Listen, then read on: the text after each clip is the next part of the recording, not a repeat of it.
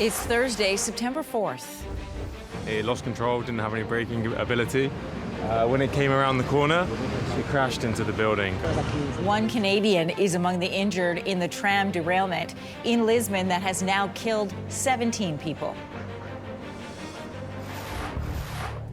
You're under The arrest. self-proclaimed Queen of Canada has been arrested, along with 15 others, after police stormed a compound in rural Saskatchewan.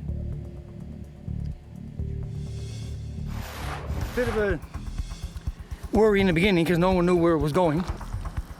A state of emergency is over, and the water tanks are filling as schools and businesses are set to reopen today in Conception Bay South. These are hard-working crews, keeping people and communities safe. A helicopter in the BC wildfire fight made a forced landing while responding to a fire near Pemberton. There are no critical injuries. Stay with us, Canada. Your morning starts right now.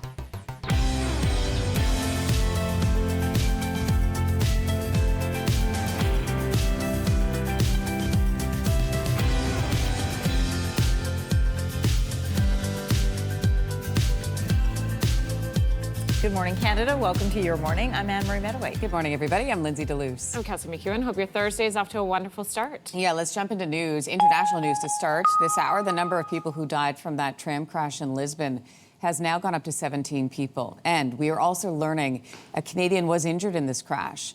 So the site remains cordoned off this morning. Here is a live look at it. Police are investigating, obviously, after the derailment that happened yesterday. The head of Lisbon's Civil Protection Agency saying this morning 21 people were injured, including that one Canadian. Other people hurt came from countries including Spain, Germany, and South Korea. This tram is one of Lisbon's top tourist attractions. More than 8 million people traveled on it last year. Officials say it's too early to say what caused this. Portugal is observing a national day of mourning today. Well, the woman who calls herself the Queen of Canada has now been arrested after the RCMP stormed a compound in Saskatchewan. She presented herself and identified herself as that and released it to the public, so I can confirm that she is in custody. But beyond that, I can't identify anybody else. Romana Didulo live streamed her arrest. She gained notoriety and popularity during protests throughout the pandemic as the leader of a fringe conspiracy group. So she and her followers, they've been living at this old school in the remote village of Richmond since September 2023. There's the school there. Officers from across the province moved in yesterday morning after getting a report of someone with a firearm. 16 people were arrested, 5 men, 11 women, 4 replica handguns have been seized from the property, but no charges have been laid yet. Prime Minister Mark Carney spoke to U.S. President Donald Trump this week. The Prime Minister adding, don't expect any immediate relief from tariffs. I last spoke to the President Monday evening. We spoke at length. The focus of the government from the start has been on what we can control. Prime Minister Mark Carney is sitting down with his cabinet this week to chart out the government's fall plan. And today, they will hear from Kevin Roberts. So Kevin Roberts, he's an American right-wing policy analyst who helped draft Project 2025. What is that? Well, that is the right-wing blueprint that has influenced many officials in the Trump administration. The Prime Minister's office says Roberts is speaking to cabinet about trade issues because he knows the Trump administration playbook. The PMO says it's beneficial, obviously, for cabinet to hear his perspective, to try to understand the White House's priorities as the government prepares for the Canada-US-Mexico agreement review that's happening next year. Meanwhile, Conservative leader Pierre Poilievre is calling on the Liberals to scrap the temporary foreign worker program. In most cases, I don't think they do need temporary foreign workers. I think they hire them because they can pay them less. Pierre Poilievre is proposing the program be phased out, leaving only an exception for agricultural workers. But there are questions over how ending the program will affect small business.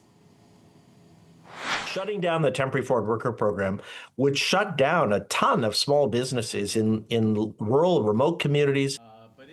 Last year, the Liberals introduced new rules to reduce businesses' reliance on temporary workers. Canada's population has slowed for 6 quarters in a row. Schools and businesses in Conception Bay South, Newfoundland and Labrador are getting ready to reopen today. We had to get rid of a lot of product that we had on the shelves, telling our staff to go home.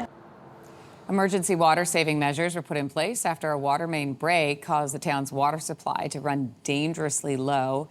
Good news is repairs are done. Water tanks are now back at safe levels. A state of emergency has been lifted, so has restrictions on water use. The community spent much of the last month dealing with emergency alerts and evacuation orders because of the wildfires. Sad news this morning. 11-year-old girl is dead after a house fire in the Greater Toronto area, and police are now investigating this as a homicide. At this time, based on the evidence collected during the course of the investigation, the fire is believed to be an arson.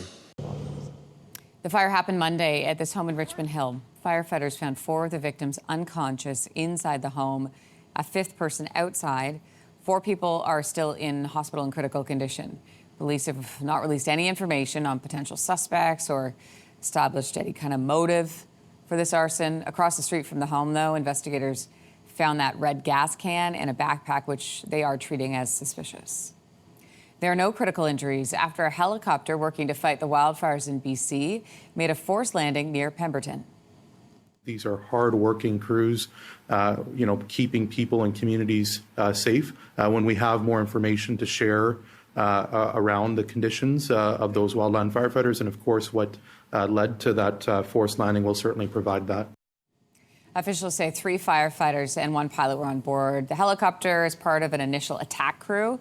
That's the group that are often the first to respond to when a wildfire starts. The Transportation Safety Board told CTV News it has been contacted but has not made a decision about whether to deploy to the site. A swift rescue after a passenger on a BC Ferries vessel fell overboard. The ferry was about 2 kilometers from shore when someone fell into the water. A BC Ferries spokesperson confirming this was an accident. It happened yesterday afternoon, shortly after the ship had departed from the ferry terminal. The person who was rescued is in stable condition. Witnesses say the rescue happened really quickly. It was clear that crews had trained for an emergency like this. A comeback win for Felix Auger-Aliassime has put him in the U.S. Open semifinals.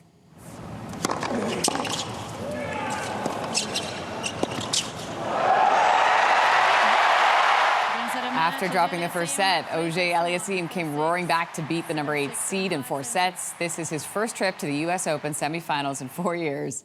He's got a tough test coming up against world number 1 Jannik Sinner. They'll be in action tomorrow. Thousands of people came out to celebrate El Salvador's Fireball Festival.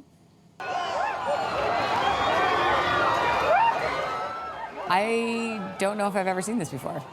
Here's what's happening. People are pelting each other with rags drenched in gasoline, rolled into flaming balls of fire. The festival commemorates a volcanic eruption that happened in 1658 that forced residents to abandon the small town, which is located about 30 or so kilometers north of San Salvador. Looks safe.